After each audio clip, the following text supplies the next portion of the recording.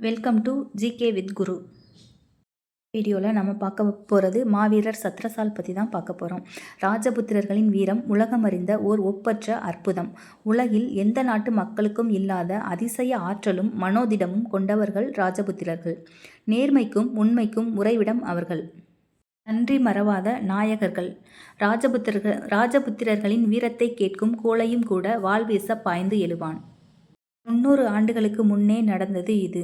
பண்டி என்ற நாட்டின் மன்னன் ராஜாராவ் சத்ரசால். முகலாயர்களின் ஆதிக்கம் வலுவாக இருந்த காலம் அது.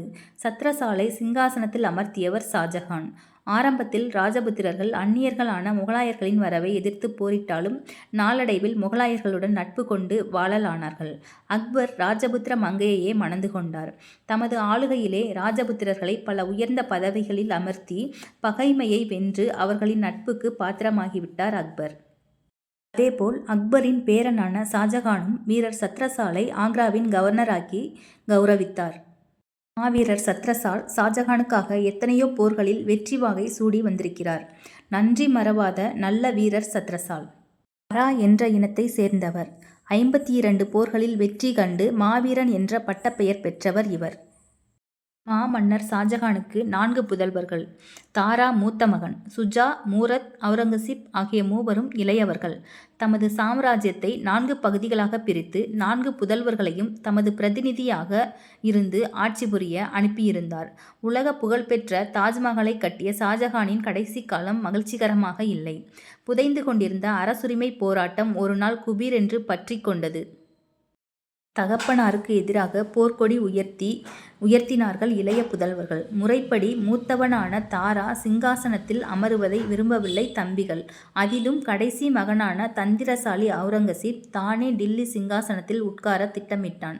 நான் நினைத்ததை முடிப்பதற்காக எதையும் செய்ய தயங்காத குரூர குணம் படைத்தவன் அவுரங்கசீப். அரசுரிமை போர் ஆரம்பமான போது தென்னாட்டின் கவர்னராக இருந்தான் அவுரங்கசீப். அவனுடன் இருந்தார் சத்ரசால். மன்னர் ஷாஜகான் தம் மைந்தர்களுக்கு காவலாகவும் துணையாகவும் பல ராஜபுத்திர தளபதிகளை அனுப்புவது வழக்கம். ராஜபுத்திரர்கள் தங்கள் படைகளுடன் இளவரசர்களுக்கு ஆலோசகர்களாக இருப்பார்கள். அப்படி தக்காணத்தில் அவுரங்கசீப்புடன் இருந்தார் சத்ரசால். தம் தளபதி சத்ரசாலின் வீரத்தையும் ஆற்றலையும் அறிவான் அவுரங்கசீப். ஆரம்பத்தில் மன்னர் ஷாஜகானுக்கு எதிராக தம் பக்கம் இருக்கும்படி நயமான வார்த்தைகளால் கேட்டுக்கொண்டான் அவுரங்கசீப். ஆனால் சத்ரசால் சம்மதிக்கவில்லை. நன்றி மறப்பது ராஜபுத்திரர்களின் பண்பில்லையே. சக்கரவர்த்தி ஷாஜகானுக்கு அவருடைய மகன்களாலேயே ஆபத்து ஏற்பட்டுள்ள இந்த வேளையில் அவர் அருகே இருப்பதையே விரும்பினார் ராஜபுத்திர வீரர். தக்காணத்திலிருந்து கிளம்ப முடிவு செய்தார். சத்ரசாலின் பிடிவாதமான முடிவை அறிந்து அவுரங்கசீப் அவருடைய கூடாரத்தை சூழ்ந்து கொள்ளும்படி தம் முகலாய வீரர்களுக்கு ஆணையிட்டான். தம்மை டில்லிக்கு போகவிடாமல் இப்படி ஏதாவது அவுரங்கசீப் செய்வான் என்பதை முன்கூட்டியே அறிந்திருந்த சத்ரசால் அவுரங்கசீப்பின் ஆட்கள் தம் கூடாரத்தை சூழ்ந்து கொள்ளும் முன்னமே தமது பரிவாரம் மற்றும் பொருட்களை எல்லாம் எச்சரிக்கையுடன் வெளியேற்றிவிட்டார். சத்ரசால் தமது வீரர்களையும் மற்றும் ராஜ விசுவாசமுள்ள ராஜபுத்திரர்களையும் ஒன்று திரட்டினார். தங்களது நன்றி கடனை செலுத்த ஷாஜகானுக்காக உயிரையே கொடுப்பது என்று அவர்கள் சபதம் எடுத்து கொண்டார்கள். எல்லோரும் ஆரஞ்சு ஆடை அணிந்தார்கள். அவுரங்கசீப்பின் வீரர்களை எதிர்க்க தயாரானார்கள். இதை முகலாய வீரர்கள் எதிர்பார்க்கவில்லை. முதலில் திகைத்தார்கள். அவர்களுக்கு தெரியும் ராஜபுத்திர வீரர்கள் இப்படி குங்குமப்பூ வண்ண ஆடை அணிந்தால் அதன் பொருள் என்ன என்று. வாழ்வு அல்லது சாவு என்ற முடிவோடு போரிடும்போதுதான் ராஜபுத்திரர்கள் இத்தகைய காவி வண்ண ஆடை அணிவது வழக்கம். அவுரங்கசீப் ஆணையாயிற்றே. சத்ரசாலையும் அவரது படைகளையும் எதிர்த்தார்கள் முகலாயர்கள். நர்மதை நதி வரையில் பின்தொடர்ந்து போனார்கள். நர்மதையில் அப்போது வெள்ளம் இரு கரைகளையும் தொட்டு கொண்டு ஓடியது. வெள்ளத்தினால் வெறி கொண்டு ஓடும் நதியை அவர்களால் கடக்க முடியாது, சுலபமாக மடக்கிவிடலாம் என்று மணப்பால் குடித்தார்கள் முகலாயர்கள். ஆனால் பாவம், ராஜபுத்திரர்களின் தீரத்தை முழுதும் அவர்கள் அறியவில்லை. இந்த ஆற்று வெள்ளமா அவர்களின் வீரத்துக்கு தடையாக இருக்கும்? வீரகுணம் ராஜபுத்திரர்களுக்கு மட்டும்தானா? அவர்களுடைய குதிரைகளுக்குமே கூட உண்டு. ராஜபுத்திரர்களுடைய குதிரைகள் நிகழ்த்திய சாகசங்கள் எத்தனையோ. வாளாக குத்தும் குளிர்ந்த வெள்ள நீரிலே தங்கள் குதிரைகளை விரட்டினார்கள். கம்பீரமாக கனைத்து கொண்டு குதிரைகளும் ஆற்று வெள்ளத்திலே இறங்கி நீந்தி அக்கறை சேர்ந்தன. சத்ரசாலும் அவரது சகாக்களும் பத்திரமாக ஆக்ரா நகர் போய் சேர்ந்தார்கள். துரத்தி வந்த அவுரங்கசீப்பின் ஆட்கள் ஏமாந்து போய் நின்றார்கள். மன்னர் ஷாஜகான் தம் புதல்வர்களின் போக்கினால் மனம் உடைந்து நோய்வாய்ப்பட்டார். புதல்வி ஜகனாரா நோய்வாய்ப்பட்ட தந்தையின் அருகிலேயே இருந்தாள். பட்டத்துக்கு உரியவனான சகோதரன் தாராவிடம் அன்பு கொண்டவள் சகோதரி. தகப்பனாரின் ஆசியும் அன்புமோ மூத்த மகன் தாராவிடம்தான்.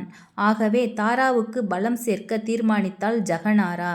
தம் தம்பி அவுரங்கசீப்பிடமிருந்து தப்பி வீரர் சத்ரசால் ஆக்ரா வந்துள்ள செய்தி அறிந்தாள். தன்னுடைய கங்கணத்தை அவருக்கு அனுப்பி வைத்தாள். ஒரு பெண் தன் கங்கணத்தை மாற்றானுக்கு அனுப்பினால் அவன் அவளை தன் சகோதரியாக ஏற்றுக்கொள்ள வேண்டும். ராஜபுத்திரர்களின் வழக்கம் இது. சத்ரசால் ஜகனாராவை சகோதரியாக ஏற்றுக்கொண்டார். அவள் பொருட்டு தாராவுக்காக அவரது இரு தம்பிகளான அவுரங்கசீப், மூரத் ஆகிய இருவரின் பெரும் படையையும் சந்திக்க தம் இனத்தவர்களுடன் தயாரானார் சத்ரசால். ராஜபுத்திரர்கள் தங்கள் வழக்கமான தீரத்துடன் போரிட்டார்கள். போர்க்களத்தில் இளவரசன் தாராவுக்கு யாரோ தவறான தகவலை தரவே தாரா தனது பட்டத்து யானை மீதிருந்து கீழே இறங்கிவிட்டான். விரோதிகளின் சதிச்செயல் இது. இளவரசன் தாரா யானை மீதில்லாததைக் கண்ட போர் வீரர்கள் தங்கள் இளவரசன் இறந்துவிட்டதாக பீதியடைந்து போர்க்களத்தை விட்டு ஓடத் தலைப்பட்டார்கள். ஆனால் சத்ரசால் ஓடவில்லை. வீர ராஜபுத்திரராயிற்றே. தம் வீரர்களை நோக்கி கர்ஜித்தார். ஓடுபவர்கள் கோழைகள், வெறுக்கப்பட வேண்டியவர்கள். மன்னர் ஷாஜகானின் உப்பை தின்றவன் நான். என் கால்கள் இந்த போர்க்களத்திலிருந்து நகராது. வெற்றி பெற்றால்தான் நான் யுத்த பூமியிலிருந்து உயிரோடு நகருவேன். தங்கள் தலைவனின் இந்த வாசகங்களை கேட்ட ராஜபுத்திரர்கள் புதிய பலத்துடன் விரோதிகளை தாக்கினார்கள். சத்ரசால் தமது போர் யானை மீது ஏறி அதை நடத்தினார். ஒரு பீரங்கி அவரது யானையை தாக்கவே யானை பீதி கொண்டு திரும்பி ஓடலாயிற்று. பண்டி வீரர் சத்ரசால் அதன் முதுகில் இருந்து கீழே குதித்தார். தமது அருமை குதிரையான ஜவாடியாவை குரல் எழுப்பி அருகே வருமாறு அழைத்தார். என் யானை புறமிதுகிட்டு ஓடலாம். ஆனால் அதன் தலைவனான சத்ரசால் உயிரோடு ஓர் அங்குலம் கூட பின்வாங்க மாட்டான் என்று கூறி அருகே வந்த ஜவாடியாவின் மீதேறி இளவரசன் மூரத்தை தாக்கலானார். தமது ஈட்டியை மூரத்தின் மீது எறிவதற்கு ஓங்கிய அதே வேளையில் எதிரியின் குண்டு சத்ரசாலின் தலையை துளைத்துச் சென்றது. இந்திய சரித்திரத்தில் பொன்னெழுத்துக்களால் பொறிக்கப்பட்ட ஒரு மாவீரனின் வாழ்க்கை முடிவுற்றது. சத்ரசாலின் இனத்தை சேர்ந்த அத்தனை ராஜபுத்திர வீரர்களும் அந்த போர்க்களத்திலே தங்கள் ராஜ விசுவாசத்தை வெளிப்படுத்தி இளவரசன் தாராவுக்காக உயிரிழந்தார்கள்.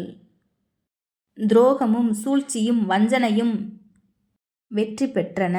தன் சகோதரர்களை எல்லாம் கொன்றுவிட்டு தாமே டில்லி சிம்மாசனம் ஏறினார் அவுரங்கசீப். தம் தந்தையை அவர் சாகும் வரையில் கைதியாகவே வைத்திருந்தார் அவுரங்கசீப். இது சரித்திரம் கூறும் உண்மை. அதேபோல் நன்றி கடனை தீர்க்க தன் உயிரையே ஈந்த வீரர் சத்ரசாலின் புகழும் ராஜஸ்தானம் எங்கும் பாடப்படுகிறது. மாவீரர் ராஜா சத்ரசால் தலைசிறந்த வீரர் மட்டுமல்ல, கலையுள்ளம் படைத்தவர். பக்திமான் படானில் கிஷோர் என்ற கோயிலை கட்டியிருக்கிறார். சத்ர மஹால் என்ற அரண்மனை இவரது பெயரை நினைவுபடுத்தி கொண்டு இன்றும் பண்டியில் உள்ளது. Buy Mode e-shopping app. This video sponsored by Buy Mode e-shopping app. Buy Mode e-shopping application is one of the online shopping app now available on Play Store and App Store. Buy Mode e-shopping app. The link of app is given in the description below. Please check it if you need. உங்கள் வீட்டிற்கு தேவையான அனைத்து விதமான மளிகை பொருட்களையும் Buy Mode e-shopping app மூலமாக online shopping செய்து மகிழுங்கள். நன்றி, வணக்கம்.